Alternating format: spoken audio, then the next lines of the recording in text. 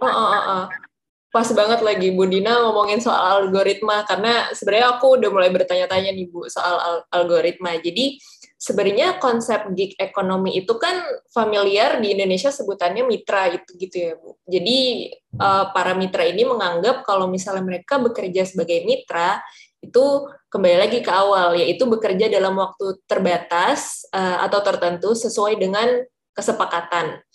Tapi para mitra pengemudi online di Indonesia itu sering dihadapkan dengan perubahan sistem kerja nih Bu Dina, yang padahal awalnya di kontraknya dikasih tahu sistemnya kayak gini, terus ternyata sistemnya berubah lagi nih, misalnya algoritma tadi Bu. Jadi ordernya itu mendapatkan order itu sesuai dengan tingkatan-tingkatan performa dari para mitra. Jadi misalnya mitra yang performanya bagus, misalnya sebulan tuh nariknya sehari lebih dari 10 jam atau lebih dari ada bahkan yang 12 jam, itu dia dapat performa tinggi, akhirnya dia dapat order lebih gampang, yang akhirnya juga pasti dapat bonus lebih banyak.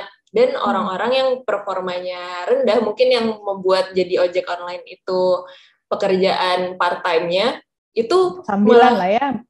sambilannya malah performanya rendah, dapat ordernya susah Bu Dina. Bahkan itu mereka yang bisa sampai kerja 12 jam, sampai bahkan ada kasus yang 15 jam karena mereka nggak dapat order. Padahal teman-temannya dapat order, tapi entah kenapa di aplikasi dia nggak dapat order. Itu katanya sistem baru yang sangat merugikan. Terus susah dan lamanya ini untuk meningkatkan performa ini tidak dibarengi dengan pemberian jaminan kesehatan dan ketenaga kerjaan Ibu Dina, karena mereka mitra. Apalagi kerja 12 jam, angin malam gitu kan Bu Dina, maksudnya masuk angin gitu kan bisa Bu Dina. Terus Dan duduk lama duduk nahan lama dan juga. kehujanan, kena panas itu kan Betul. tetap secara fisik ini ya. Mm-mm. Naik mobil tuh walaupun dia nggak kena angin, tapi Mm-mm. kan tetap saja secara fisik Iya, biasanya duduk lama tuh efeknya ke ginjal misalnya gitu kan ya. betul. Itu siapa yang Mm-mm. tanggung kan? Betul Ibu Dina. Terus handphonenya bisa kehujanan juga gitu kan Bu Dina, kayak kayak itu nggak didukung gitu misalnya. Dan juga yang terakhir itu susah dan lamanya meningkatkan performa, misalnya dia udah berusaha banget nih untuk meningkatin performanya, itu bisa langsung diputus kerja hanya karena satu kesalahan kecil, misalnya dia lupa pencet apa saat mengambil order, atau komplain pelanggan Bu Dina. Jadi menurut Bu Dina ini tuh, apakah gig ekonomi itu seperti ini Bu Dina? Memang benar seperti ini atau bagaimanakah di Indonesia? Jadi gig ekonomi itu definisinya sederhana seperti yang saya bilang tadi. Selama dia pakai wadah berbasis digital, lalu para pengemudi ini kan termasuk kalau dalam gig ekonomi itu saya pengguna juga ya, pengguna dari si platform ini. Jadi diasumsikan si pengemudi ini bisa milih gitu loh. Dia bisa milih wadah, mau pakai wadah yang mana. Jadi pilihannya di situ. Selebihnya masalah tadi, apakah dia punya motor, apakah motornya kredit atau enggak, punya HP atau enggak, HP-nya rusak apa enggak gara-gara kepanasan terus capek atau enggak dia sepanjang hari sampai nungguin order, karena ada yang bilang juga kalau dia stay di satu tempat gitu kan, itu juga bukan meningkatkan kemungkinan dia dapat order kan, justru kurang, justru dia harus sering bergerak. Nah, sering bergerak itu kan ngabisin bensin juga, siapa yang tanggung? Nah, semua komponen ini itu tanggungan si driver gitu. Jadi pilihannya gig ekonomi itu cuman ya udah kamu pilih platform yang nggak suka sama platform ini pindah ke platform lain gitu. Dan kita lihat kan sesama platform ini kompetitif ya. Nah, sebenarnya disinilah perlu hadir negara. Jadi kalau dikomparasi ya Indonesia dengan negara-negara lain, jangankan di dunia lah, se-Asia Tenggara aja sebenarnya kita termasuk yang terbelakang dari segi perlindungan negara pada orang-orang yang bekerja di sektor itu atau manggung di sektor itu tadi ya sebagai giggers. Jadi di Indonesia ini masih ada kebingungan lah ya di level pemerintah sebenarnya definisi yang tepat buat orang-orang yang bekerja di sektor ini itu apa gitu. Apakah mereka mitra seperti kata Nadila tadi? Karena kalau dilihat dari kondisi di sejumlah negara lain, mereka sudah bergeser menjadi lebih realistis ya, menempatkan mereka sebagai hubungan antara majikan dan pekerja. Jadi sifatnya seperti hubungan industrial biasa.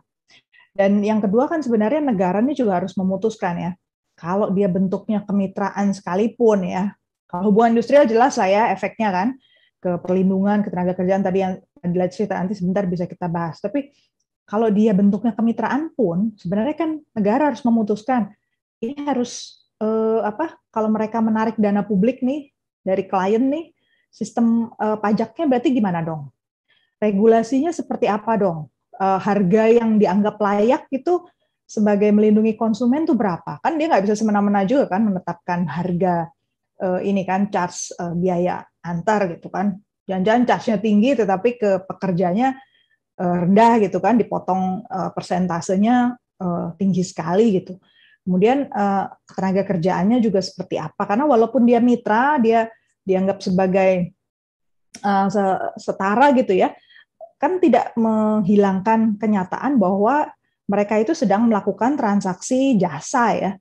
Jadi soal tenaga kerja yang keluar itu bukan berarti kemudian bukan jadi urusan gitu, bukan jadi urusan si aplikator ya.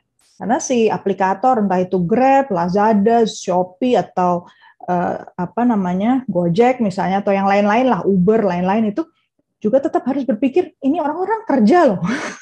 Mereka ketika orang bicara jasa berarti yang dia keluarkan itu kan labor ya, tenaganya itu. Nah, itu dihitung nggak gitu. Itu kan harus ada regulasinya. Hubungan antara wadah digital ini dengan konsumen kan juga harus diatur. Kan nggak bisa juga semena-mena konsumen bisa diperlakukan tidak adil gitu ya oleh si platform ini gitu. Kalau seandainya dia tadi kamu membahasakannya kan ada komplain gitu ya, ada keluhan dari beli atau klien lah ya dari konsumen gitu. Siapa yang tanggung? Nah, kalau sementara ini kan yang nanggung selalu si pengemudinya kan. Nggak peduli apa ininya, dia malah nggak balik ke restorannya gitu kan atau ke tempat barangnya, tapi pertama-tama yang dikenai sanksi dulu si pengemudinya gitu. Nah, ini hal-hal seperti ini kan sebenarnya harus diregulasi gitu supaya ada keadilan, ada bisa dikaji gitu ya, feedback dari masyarakat, feedback dari kondisi yang ada di lapangan. Si pengemudi pun punya suara harusnya dalam ini. Jadi itulah fungsinya negara hadir, dan kalau di negara lain udah ada, di kita belum cukup ada tuh. Kalau di Inggris sama di Belanda tuh giggers itu dianggap pekerja ya, dianggap employees. Jadi di sana bahkan ditentukan upah minimumnya berapa. Kemudian aturan ketenaga kerjaannya juga khusus ada. Jadi upah kerjanya itu ditentukan seminggu itu berapa gitu. Untuk pengemudi Uber di Belanda juga demikian, ada aturan ketenaga kerjaan khusus buat mereka, juga ada ketentuan khusus soal upah. Di Asia Tenggara misalnya di Malaysia itu lebih dekat sama kita lah ya, tapi jadi lebih dekat dalam arti orang-orang yang bekerja di sektor ini dianggapnya sebagai orang bekerja sendiri gitu. Jadi bukan, atau self-employed ya, jadi bukan employees atau bukan pekerja seperti di Belanda atau di Inggris. Jadi nggak ada upah minimum gitu, nggak ada jaminan sosial, biasanya dipotong upah. Hanya saja kalau di Malaysia itu upahnya lebih tinggi. Apalagi kalau di Singapura, komisinya tuh lebih tinggi lah untuk para pengemudi ini ya. Kalau dipikir-pikir di Asia itu sangat tergantung dari living allowance ya, biaya hidup di satu tempat. Kalau Singapura tinggi ya karena kalau di sana nggak tinggi ya gimana dia bisa hidup gitu. Tapi tetap saja relatif rendah. Jadi yang tadi saya bilang, kalau di tempat lain itu walaupun sudah dianggap sebagai mitra sekalipun, tapi upahnya paling nggak relatif memadai, lebih mendekati ke biaya hidup. Nah, kalau di Indonesia kan enggak gitu. Itu sih Nat. Jadi gambaran lebih lengkapnya soal gig ekonomi ini ya, dan di mana negara mestinya hadir. Setuju Ibu Dina. Jadi kalau misalnya tadi kita lihat, itu benar ya kata Bu Dina, yaitu adalah jadi pekerja di dalam gig ekonomi ini, terlebih di Indonesia, itu kalau misalnya jadi sumber pendapatan kayaknya masih bisa, tapi kalau jadi mata pencaharian kayaknya belum ya Bu, apalagi untuk kalau misalnya punya keluarga banyak dan itu jadi satu-satunya sumber penghasilan gitu ya Bu Dina ya. Iya, kasihan ke fisiknya kan, jadinya mungkin jadi makin jomplang ya, atau timpang ya antara payahnya dia, labornya dia ya, tenaganya tadi, jasa tenaganya yang dia taruh, belum lagi ongkos-ongkos lain macam bensin, gadget gitu, itu bisa tergerus terus ya. Kalau dia kejar, karena ada maksimalnya juga kan. Dalam sehari itu bisa terima berapa tuh kan ada maksimalnya juga. Jadi susah lah menurut saya terlalu diandalkan, karena situasi makronya tuh masih belum memadai. Betul Ibu Dina. Dan kalau misalnya tadi Ibu Dina bilang perlu negara itu masuk, sebenarnya penting ya Bu, karena perlindungan untuk pengemudi online ini sangat penting, karena selain fisik, mental pun juga akan terpengaruh ya Bu Dina ya. Dan kendaraan juga, dan semua sarana-sarana pendukung juga, karena kan itu modalnya dari si driver, HP, kendaraan, semua dari pengemudi. Dan waktu, servis, jangan lupa juga. waktu itu kan juga waktu tidak bisa Ibu, kembali. Bener Ibu, kalau sehari kerja 12 jam, ya ampun, kayak ketemu keluarganya dan untuk waktu untuk diri sendiri kan sangat kurang ya Bu ya. Sangat kurang. Ya tadilah, orang kerja 12 jam secara emosional dan fisik itu akan sangat beda dengan orang yang bekerja balance ya.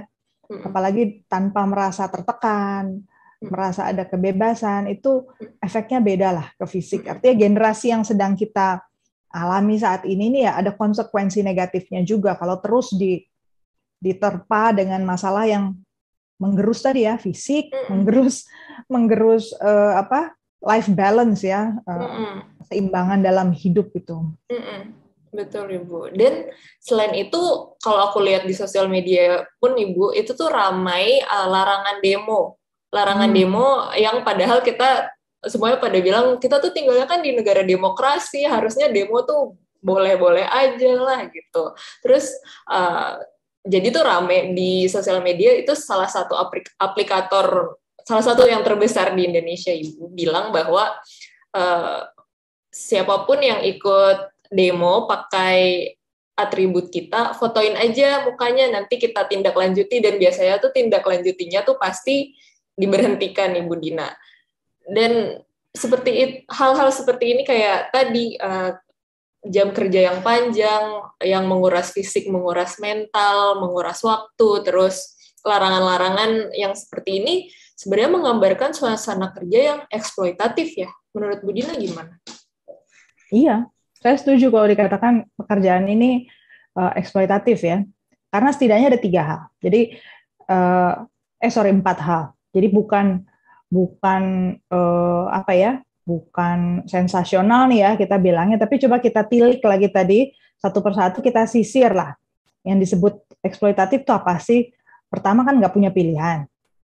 Kalau dia, bahkan orang kerja di pabrik aja, yang dulu diperjuangkan sampai ke PBB, kemudian dalam advokasi serikat pekerja, itu kan pada dasarnya berusaha membuat pekerja pabrik itu punya pilihan. Kalau dia memang perlu ke kamar mandi, ya ke kamar mandi gitu kan. Dia memang sakit, dia perlu istirahat sehari, ya jangan dipotong gaji gitu kan.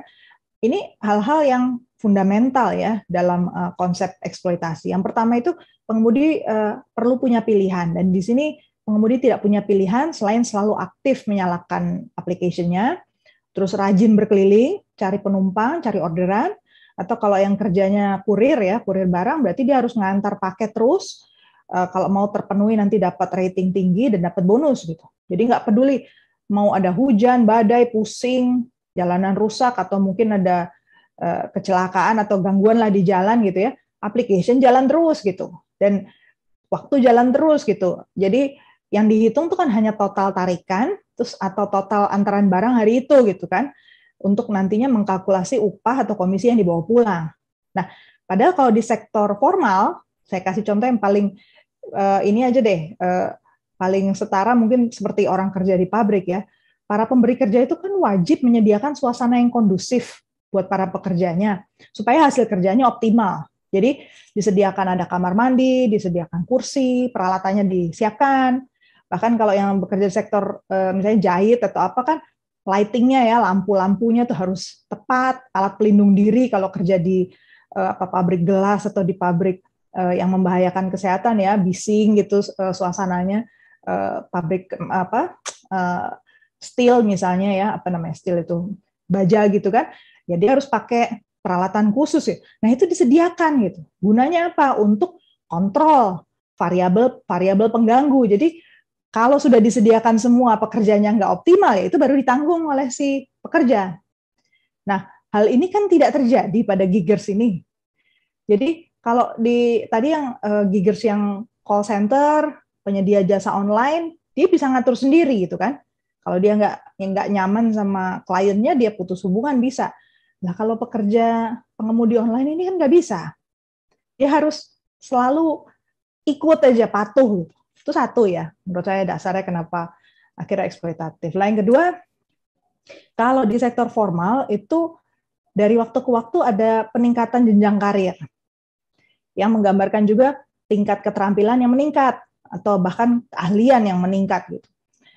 Si penyedia job atau penyedia tugas yang harus diselesaikan itu biasanya juga menyediakan pelatihan.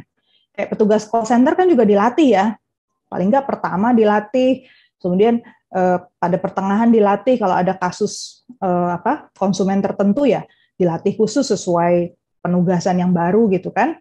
Nadila juga pernah kita meneliti soal ini kan ya call center care center di BPJS Kesehatan misalnya, itu petugas-petugasnya latihannya rutin itu kan, on regular basis dia dilatih. Nah, buat para giggers yang jadi pengemudi online ini ada nggak itu? Nggak ada kan? Artinya orang dikuras saja nih tenaganya, isi hatinya, isi otaknya gitu kan, tanpa diisi lagi, tanpa diberi pelatihan, tanpa ada peningkatan karir. Padahal orang waktu berjalan terus, orang makin lama makin tua ya. Kalau dia tidak meningkat skillnya, tidak meningkat kemampuannya, berarti upahnya juga akan turun.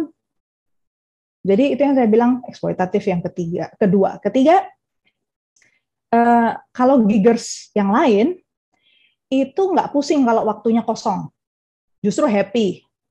Karena itu kesempatan buat istirahat, yang katanya tadi buat life balance ya, balance dalam hidup gitu. Mereka bisa mungkin sambil ngurus anak, bisa bisa apalah urusan pribadi dia selesaikan gitu kan. It's a choice gitu, pilihan.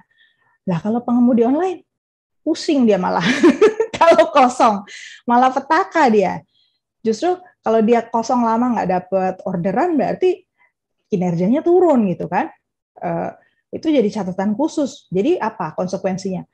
Udah kosong, dia jam kerja justru harus lebih panjang. Artinya tadi urusan fisik, mental, dan lain-lain itu makin nomor sekian ya, yang dikejar itu. Eksploitasi yang ketiga. Eksploitasi yang keempat, kalau giggers yang lain kan mereka tadi bisa milih ya, bisa milih bahkan bisa menegosiasikan tingkat komisi atau upahnya dia. Kalau pengemudi ini kan nggak bisa. Bahkan dalam konteks yang sekarang, memang dia bisa milih platform ya, bisa milih dia mau pakai aplikator yang mana, tapi kan nggak bisa double. Dia perlu untuk bisa perform baik, dapat bonus, dapat tarikan yang cukup, kan dia harus konsisten di satu aplikasi itu. Dan nggak ada pilihan juga buat dia untuk menentukan, kalau 1 kilo segini gitu, atau karena 1 kilonya ini berat, lagi banjir gitu, sehingga mobil saya mogok atau motor saya mogok dalam perjalanan menuju ke sana, nggak ada kompensasi apa-apa kan? Itu. Jadi setidaknya dari 4 hal ini ya, Nadila, menurut saya memang nggak bisa disangkal pekerjaan ini masih cenderung eksploitatif daripada memberdayakan orang-orang yang terlibat di dalamnya sih, Nat. Atau Nadila punya pandangan yang lain, ada komentar lain? Betul sih Ibu, aku setuju. Jadi apalagi yang tadi Ibu bilang kalau misalnya kerja lama tersiksa, nggak dapat order juga tersiksa. Jadi kayak kerja tersiksa, nggak kerja juga tersiksa ya Bu ya. Gitu. Apalagi kalau misalnya kayak kurir-kurir yang online, mereka kalau misalnya sakit pun harus kerja kan Bu Dina. Kalau misalnya nggak bisa minta libur karena hari ini nggak enak badan, karena nanti paket-paketnya nggak ada yang nganterin gitu kan Bu Dina, yang harus dia anterin, apalagi 40 paket dalam sehari itu kan, kalau nggak enak badan kerasanya berat banget ya Ibu ya. Berat, dan kalau di Inggris tadi, kita kembali lagi ke Inggris sama Belanda, dua contoh yang relatif akhirnya bisa memperjuangkan hak-hak orang-orang yang bekerja di sektor ini, walaupun belum tuntas juga sih sebenarnya di mereka. Itu setidaknya kalau ada hal-hal yang tidak mengenakan, orang-orangnya ada di level yang mereka sudah mampu dan sistemnya juga udah ada untuk mengajukan masalahnya ke pengadilan, ke meja hijau. Nah, di Indonesia kan nggak ada gitu loh. Ikut demo nggak boleh, mekanisme komplain nggak ada gitu kan. Mekanisme komplain pun itu Bu, rame tuh di sosmed, karena banyak banget pengemudi yang mereka sebenarnya karena kesalahan kecil aja, terus dikomplain sama sama pelanggannya, mereka ajukan banding, dibalasnya via email Ibu, aju bandingnya, terus di subjek emailnya jangan dibalas jawaban aju banding. Terus kalau misalnya ya Anda tetap di ban, ya udah tetap gak usah jawab lagi. Gitu ya Bu. Jadi ya memang menurut saya perlu ada gerak cepat ya dari pemerintah ya terkait pengelolaan sektor ini. Jadi kita jangan terbuai dengan pernyataan-pernyataan atau apa ya kita bilang pemeo gitu ya, mengatakan bahwa ini transformasi yang luar biasa menciptakan jutaan lapangan kerja gitu. Berapa lapangan kerja yang diciptakan aja nggak transparan gitu kan sampai hari ini gitu. Berapa juta sih sebenarnya para pengemudi ini gitu kan? Kenapa upahnya segitu sehingga kontribusinya berapa? Itu nggak clear. Jadi tanpa transparansi semacam ini sebenarnya negara itu jangan berlipat tangan saja ya. Kita perlu bergerak lebih cepat karena ini sektor rentan. Menurut saya sektor rentan karena di Indonesia yang kemungkinan masuk ke sektor ini bukanlah orang dengan pendidikan tinggi atau yang punya opsi lah. Dari studi-studi yang ada juga menunjukkan ada sih yang kuliahan, teman Nadila ada juga yang kuliahan gua ngojek ya. Jadi sampingan ya Bu. Jadi sampingan. Kalau jam kuliah sambil itu narik katanya. Sambil narik. Tapi intinya kan karena opsinya terbatas ya. Opsinya itu terbatas sehingga dia ngambil sektor ini. Jadi kalau dari diskusi di tim Sinergi Policies, ya nanti kapan-kapan kalau udah hasilnya studi kita selesai, kita share juga ke teman-teman pendengar Nyambung. Saya diskusi sama Pak Timbul Siregar kan ya, sama Pak Franciscus Joy Adi Sumarta, dua-duanya memang ahli hubungan industrial. Mereka bilang hampir semua regulasi yang selama ini dibahas oleh pemerintah Indonesia terkait sektor ini, ujung-ujungnya itu pada hubungan industrial. Jadi kaitannya misalnya Undang-Undang 13 2003 soal ketenagakerjaan, soal PP 36 2021 tentang perjanjian kerja waktu tertentu, kemudian soal Undang-Undang 1 1970 misalnya hak atas keselamatan kerja dan kesehatan keselamatan kerja yang sebenarnya berlaku untuk semua pekerja di segala sektor. Perpres 82 2018 tentang jaminan kesehatan nasional atau pentahapan masuk ke jaminan sosial misalnya soal ketenagakerjaan ya, Perpres 109 2013. Bahkan Permenhub ya, Peraturan Menteri Perhubungan, bahwa semua pemberi kerja di sektor perhubungan darat termasuk yang online harusnya menyertakan para pengemudinya itu dalam program Ketenagakerjaan, Jaminan Sosial Ketenagakerjaan. Itu Inpres 2 nomor 2021 tahun 2021. Permen Hub 12 2019 juga menegaskan bahwa perlu ada perlindungan keselamatan buat pengguna sepeda motor yang menggunakan alat itu, transportasinya motor itu untuk kepentingan masyarakat. Nah, masih satu lagi juga soal UMKM, Undang-Undang 20 2018. Semua regulasi ini kalau diperhatikan, kecuali tentang yang UMKM ya, itu dia fokusnya ke hubungan industrial. Jadi artinya sebenarnya pemerintah itu sudah ada feeling ya, si pekerja-pekerja ini rentan untuk terlupakan gitu dalam sistem. Cuman pertanyaannya mau ditaruh di kategori mana? Karena seperti saya bilang tadi sebenarnya dia nggak bisa dikatakan sama persis dengan pekerja-pekerja yang ada di pabrik misalnya. Sektor formal pada umumnya dia beda. Nggak bisa dianggap sama juga dengan tadi crowd work atau yang bahkan gig ekonomi yang jenis call center gitu. Beda. Karena dia lebih nggak punya pilihan lagi gitu. Nah, kategori ini yang belum selesai dibahas nih sama pemerintah. Masih terus bertanya lagi kaitannya apa gitu. Jadi kalaupun mau diangkat ini sebagai kemitraan, justru bolongnya lebih banyak menurut saya. Loopholes regulasinya lebih banyak. Nah di situ masih panjang lah ya catatannya kalau kita mau mengangkat para pekerja pengemudi online itu sebagai mitra. Saya kira masih banyak hal yang perlu dipenuhi. Tapi kalau mau lebih didekatkan sebagai pekerja dalam hubungan industrial, sebenarnya kanalnya udah ada. Yang tadi saya sebutkan itu semua menetapkan mereka harusnya dapat perlindungan, harusnya mereka juga bagian yang dijamin oleh negara. Gitu. Tinggal mekanismenya, definisinya harus diperjelas gitu loh di undang-undang itu. Itu aja Nat kayaknya sih Dina. Sejauh ini ya. Setuju Bu, aku setuju. Ini PR untuk pemerintah ya Bu ya paling besarnya, karena selain rentan dari model bisnis gig ekonomi itu, rentan dari budaya Indonesia juga Bu Dina. Orang-orang Indonesia tuh ada penelitian tadi aku baca.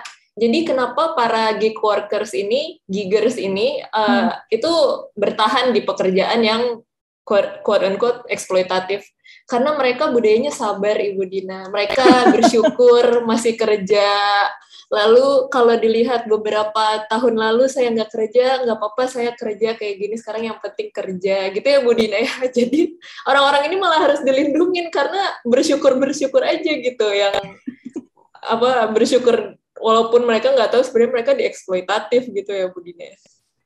Ya, mudah-mudahan pendengar nyambung semua di sini yang mungkin profesinya, tahu saya kan ada yang aktivis, ada yang memang bekerja di kantor-kantor pemerintah, ada juga yang akademisi, itu bisa ya menangkap pesannya jadi lebih gampang. Anda bisa telusuri lebih jauh studi-studi yang ada soal gig ekonomi ini untuk bisa melihat lah ya, apa sih urgensinya kita segera ya mencarikan perlindungan yang lebih buat sektor ini, karena seperti saya bilang tadi, sepertinya sangat tertinggal ini perlindungannya, bahkan cenderung eksploitatif. Kita perlu bergegas mencarikan jalan yang lebih baik buat mereka. Apalagi mereka nggak punya suara ya, kasihan nggak bisa demo juga. Jadi siapa lagi yang bisa bicara selain kita-kita ini, mungkin atas nama mereka. Semoga teman-teman pengemudi online yang juga ikut mendengarkan nyambung selalu sehat, diberi keberkahan, sabar, tapi ya jangan berhenti juga advokasinya ya, ikutlah bicara juga, sharing pada para peneliti gitu ya, supaya makin hari kita makin paham lah medan pekerjaan Anda tuh seperti apa. Mudah-mudahan jadi bisa lebih baik di masa-masa yang akan datang. Amin Bu Dina. Nah Bu Dina, seperti biasa aku bisa ngobrol panjang banget sama Bu Dina, tapi waktunya sudah habis Ibu Dina. Oke deh. Jadi terima kasih Bu Dina sudah mencerahkan aku hari ini, walaupun bukan di malam minggu, tapi awali minggu dengan Bu Dina. Hari Senin kita tanggal 27 September hari ini ya. Betul. Sudah hampir berakhir Septembernya, tapi nggak apa-apa, berarti bentar lagi tahun baru lagi, Nat. Wah, tidak terasa ya Ibu. Tidak terasa tahun baru 2022. Nah, masih banyak topik-topik nyambung minggu-minggu depan. Sampai ketemu ya semuanya. Jaga kesehatan, jaga prokes. Sampai ketemu lagi. Sampai Ibu Dina. Thank you, Nat. Jangan lupa like podcast ini kalau kalian menikmati diskusinya, komen apabila kalian punya pertanyaan atau pendapat, dan subscribe agar kalian tidak ketinggalan episode nyambung setiap minggunya.